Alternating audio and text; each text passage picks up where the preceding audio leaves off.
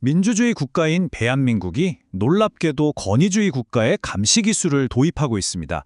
이게 대체 어떻게 된 일일까요? 오늘 바로 이 문제, 이 이상하고도 중요한 선택에 대해 한번 깊이 파고들어 보겠습니다. 자, 그래서 우리가 던져야 할 핵심 질문이 바로 이겁니다. 대체 왜 자유민주주의 국가가 공산주의 국가의 통제 방식을 따라가려고 하는 걸까요? 좀 이상하지 않나요? 이 질문에 대한 답을 찾으려면요, 우리가 좀 뜻밖의 지점에서 시작해야 합니다. 바로 전혀 어울릴 것 같지 않은 두 나라, 중국과 대한민국의 아주 예상치 못한 공통점에서부터 이야기를 풀어가 보죠. 여기서 말하는 안면인식 신원 확인 기술, 이게 그냥 스마트폰 잠금 해제하는 그런 간단한 게 아니에요. 여러분의 얼굴이 통신, 금융, 일상생활 전반을 여는 말 그대로 만능 열쇠가 되는 기술인 거죠. 그리고 이 시스템을 가장 먼저 또 가장 적극적으로 도입한 나라가 어디였냐? 바로 중국이었습니다. 국가가 국민을 감시하고 통제하기 위한 정말 강력한 도구로 이걸 활용하기 시작한 거죠.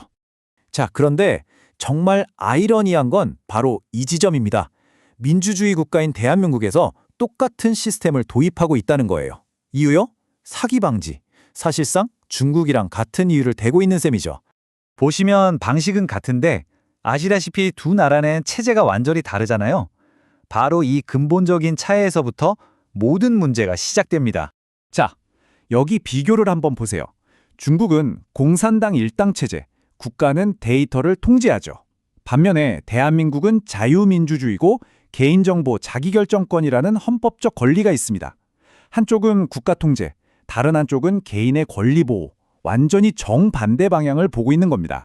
그런데 말이죠. 이렇게 모든 게 다 다른데도 딱 하나, 휴대폰 개통하고 신원 확인할 때 쓰는 그 방식만큼은 정말 놀라울 정도로 똑같다는 겁니다. 신기하죠? 자, 그럼 이런 질문을 던져볼 수 있겠죠. 애초에 한쪽 체제를 위해 설계된 기술을 정반대 체제에 그냥 가져다 쓰면 과연 어떤 미래가 펼쳐질까요? 한번 가능한 시나리오를 그려보겠습니다. 이게 하루아침에 확 바뀌는 건 아니고요. 보통 이런 식의 3단계 시나리오를 거치게 됩니다. 처음엔 기본값으로 시작해서 몇 년 뒤엔 표준이 되고 결국엔 필연적인 유출로 이어지는 거죠. 첫 단계는 항상 편리함이에요. 이게 제일 빠르니까. 다른 옵션이 없는 건 아닌데 너무 느리고 귀찮거든요. 그럼 사람들은 당연히 빠른 걸 쓰게 되고 결국 이게 기본값처럼 굳어지는 겁니다. 선택이긴 한데 사실상 선택이 아닌 거죠. 그다음 2단계. 이제 이게 금융, 공공서비스, 온갖 민간 플랫폼까지 쫙 퍼져나갑니다.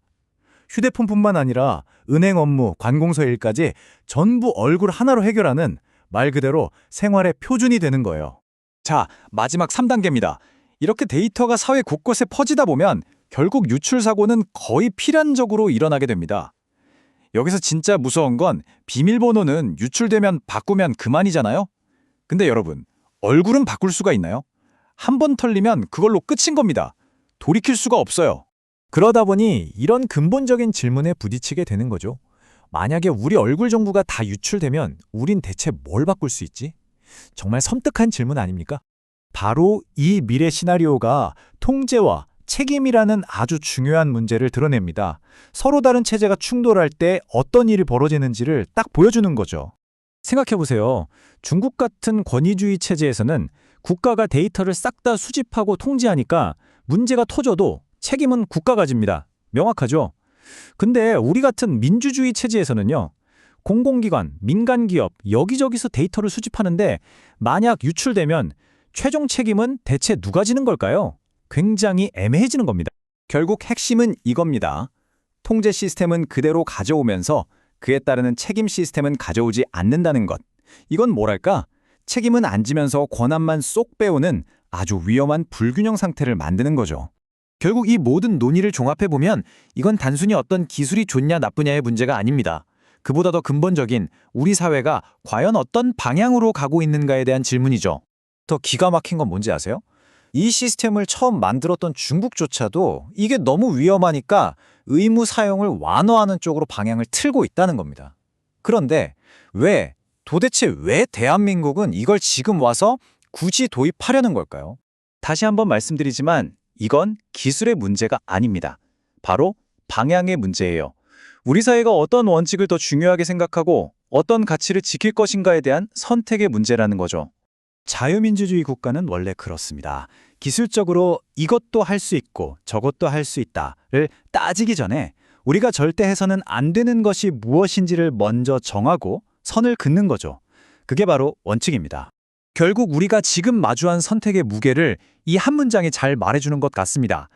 기술은 빠르지만 한번 잃어버린 자유는 돌아오는데 오랜 시간이 걸린다. 정말 곱씹어 봐야 할 말이죠.